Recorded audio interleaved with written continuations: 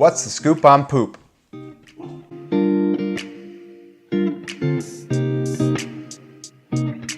Hi, I'm Noah from Keto as a Family, and today we're going to talk about something that a lot of people don't like to talk about, and that's constipation.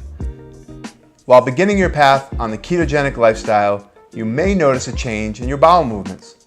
This is normal because any change in your diet causes a response in your bowels.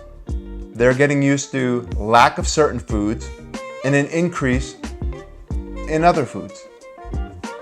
So when you begin a new lifestyle change like the ketogenic lifestyle, it's not uncommon for your bowel regime to change. And for a lot of folks, that means lessen. It lessens in frequency and sometimes in the amount you actually expel. Unlike other foods, keto foods or ketogenic appropriate foods are very dense in nutrients and small in volume. By that I mean something that you would eat on the ketogenic lifestyle is packed with nutrients and you don't have to eat as much because fat is satiating. When you eat the standard American diet, you're consuming a large volume of food to try to fill your stomach or reach that point of satisfaction. That results in increased volume, which then increases in more frequency and larger amounts of stool and larger stools themselves. Now, first things first, let's talk about what constipation really is. A lot of people throw that word around. A normal bowel movement schedule can be anywhere from 3 times a day to 3 times a week. That's right. So just because you're not going every single day does not mean you're constipated. Constipation is struggling to have a bowel movement or having pain and difficulty when trying to have a bowel movement after several days without having had one. If you're going several times a week without pain, discomfort, or bloating, that does not constitute constipation. Some of the common causes of constipation while entering into a ketogenic lifestyle and even during the maintenance of a ketogenic lifestyle can be electrolyte imbalance. One of the key players is magnesium. Magnesium relaxes the central nervous system, which in turn relaxes the muscles in your body. Now you know that your intestines are wrapped with muscles which help them do their job. So magnesium will help relax those muscles and make things a little easier to get done. Also, what is a BM? A BM is a bowel movement. Bowel movement is when you void or evacuate your colon. Your colon needs to be full in order to signal your brain that it needs to be emptied. It can take a while for your colon to become full when you're eating such small amounts of nutrient-dense foods, as opposed to your old way of eating or the standard American diet, where the volume of food is large and consists mostly of refined sugars and refined carbohydrates, which move through the body quickly because your body wants to get rid of them because there's really no nutritive value to be extracted. Colon is a water-saving machine.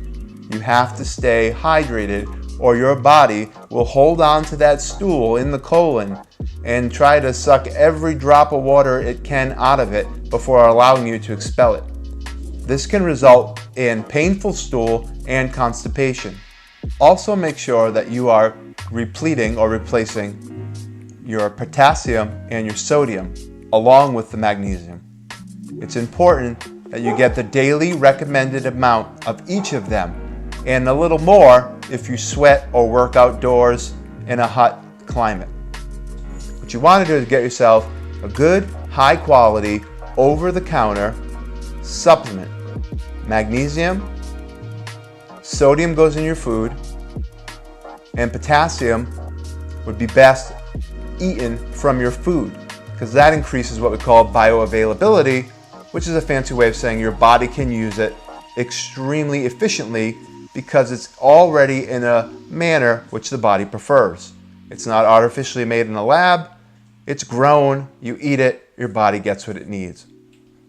Foods such as avocados, macadamia nuts, leafy green vegetables, spinach, kale, bok choy, celery. These are all good foods to eat that would help you not only because they have some fibrous material, which helps with the bowel movement, but they also contain and are good sources of magnesium, potassium, and sodium.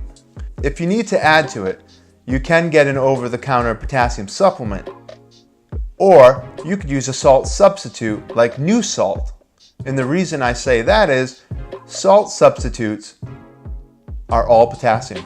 So not only are you increasing your salt with real salt, preferably pink Himalayan salt, as it's better for you because it has less refinement than standard table salt, but you'd be adding new salt, which is potassium. Some folks might actually have the opposite problem as they start to introduce smart coffees or bulletproof coffees, where you're putting a tablespoon of butter, and usually a tablespoon to start. I recommend half a tablespoon of something called MCT, or medium chain triglyceride. This is an oil derived from coconut. Now, they're not all made the same, and not every manufacturer has the same manufacturing standards, so be leery of that. Personally, I use Keto Perfect C8, 100% C8, derived from coconut, as my MCT oil of choice. But MCT oil can cause gastric distress if you try too much too fast. So you really want to start low and slow on the MCT and work your way up. You'll thank me for that one. It can cause bloating, it can cause some cramping, and some folks it actually even causes diarrhea. If you like this video, then please hit the like button, subscribe to our channel, and tell a friend about it. Also, leave a comment down below. If there's a question you'd like answered, or another topic you want me to talk about in a future video, let me know so that I can address it. You can follow us on our social medias listed here. Thanks for watching and have a great day.